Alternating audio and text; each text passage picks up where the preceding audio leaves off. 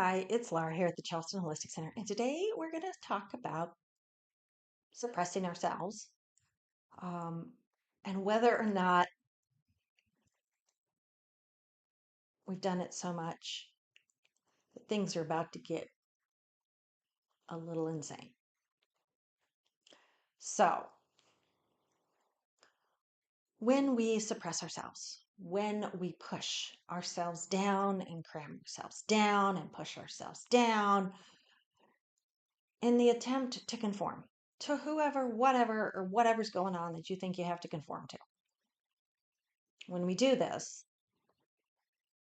we can become a conformity time bomb. And it doesn't matter what you're conforming with. It doesn't matter whether you're conforming with your professional life. It doesn't matter if you're conforming with your sexuality. It doesn't matter if you're conforming with your freaking hair color, your clothes, your personality, who you married.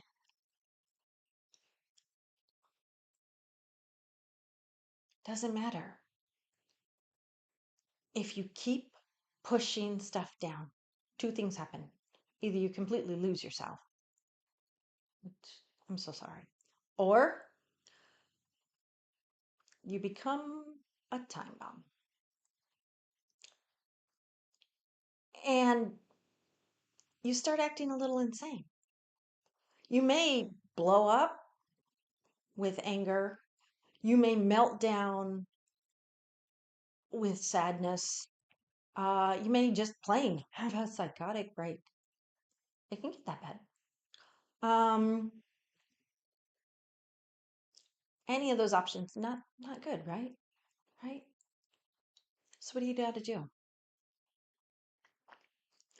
You have to find a way to release the pressure. You've got to release the pressure. Even if you're going to decide to change something and not stay in that whatever mold you're in, even if you're going to change something, you have to release the pressure now.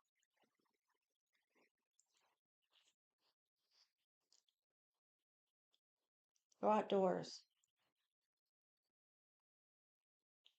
Go punch a pillow.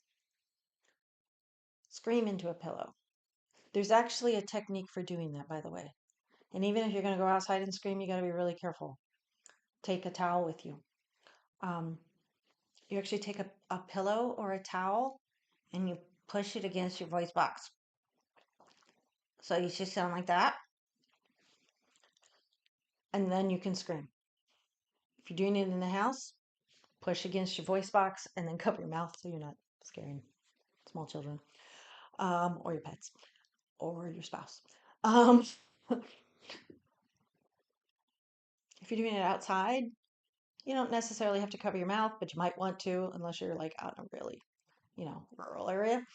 But you still are going to want to press against your throat because you don't want to damage your voice box. Now, don't press so you can't breathe. You press so that you have that, so that your voice changes. All right. It actually helps your voice box. I can't go directly into the physics on that. I'm sorry. I just know that it is effective, having personally done it a number of years ago when I was really doing a lot of personal suppression. And to relieve that tension, I sometimes took a pillow and just screamed into it, making sure to press on my voice box. My coach at the time coached me how to do this. So you have to find a way to release this.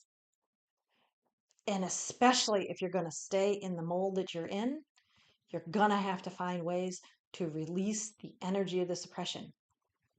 Because your energy is still there. It's just now being contained in a really tiny box. If you don't want to keep doing that, first release the energy. Then come up with a plan. Okay, you got to release that energy first because your plan otherwise will totally suck. So, release the energy, then come up with a plan. And it might be small, tiny, little incremental steps of moving. And if it's slow and small, tiny steps, and you got to keep releasing the energy, keep releasing the energy. All right? All right. So I'm just saying. Now, if you like the video, please do like. Please subscribe. Please tell your friends, family, coworkers, random people on the street. I don't know. Thank you and namaste.